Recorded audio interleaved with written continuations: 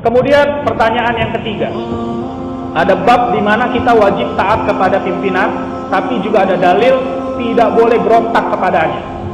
Itu bagaimana batasannya?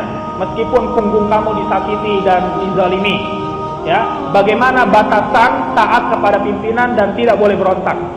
Maka perhatikan hadis Ubadah bin Samit.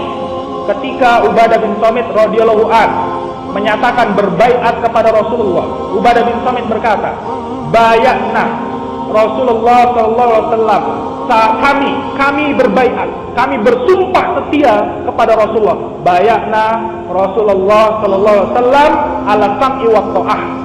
Kami berbaiat untuk mendengar dan taat kepada Rasulullah.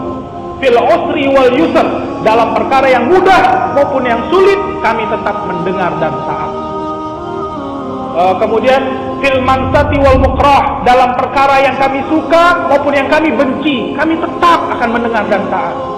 Wa ala atharatin alaina, meskipun pimpinan mendominasi diri kami, harta kami habis, waktu kami habis, jiwa kami habis untuk urusan kepada pimpinan, kami akan tetap mendengar dan taat.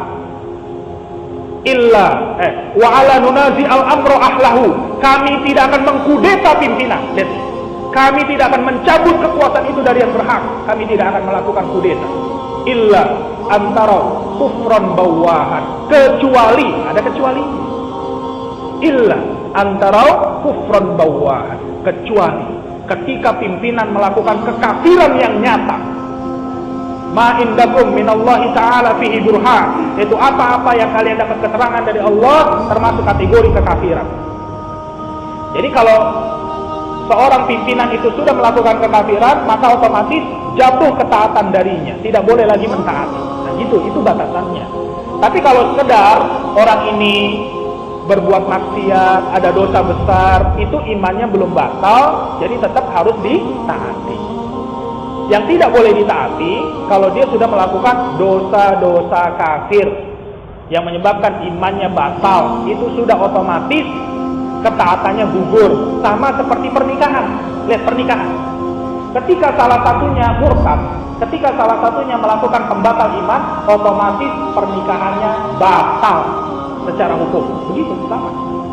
Begitupun persaudaraan, orang tua, saudara juga begitu.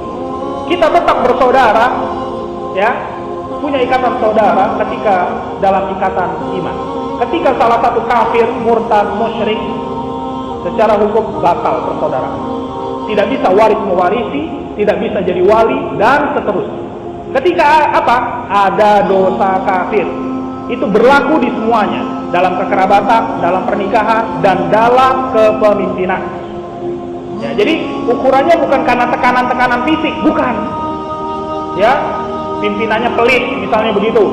Dia suka menzolimi kita, menyiksa. Bukan itu ukurannya. Ukurannya, apakah ada dosa kekafiran dia lakukan atau tidak. Meskipun itu pimpinan dermawan sekali, apa saja kita difasilitasi, dimudahkan, tapi itu pimpinan musyrik, nggak boleh ditaati tetap saja. Meskipun pimpinan ini tidak baik, tadi kikir, pelit, suka menindas, pokoknya kita diminta loyalitas yang sangat tinggi, tapi dia beriman, tetap taat. Itu batasannya, ya. Batasannya bukan ukuran-ukuran fisik material, tapi nilai yang ada pada dirinya. Apakah dirinya melakukan kekafiran atau tidak. Jadi pelajari lagi tentang 10 pembatal iman. Itulah perkara-perkara yang membatalkan iman seseorang. Ketika seseorang melakukan salah satunya, maka batallah iman dia.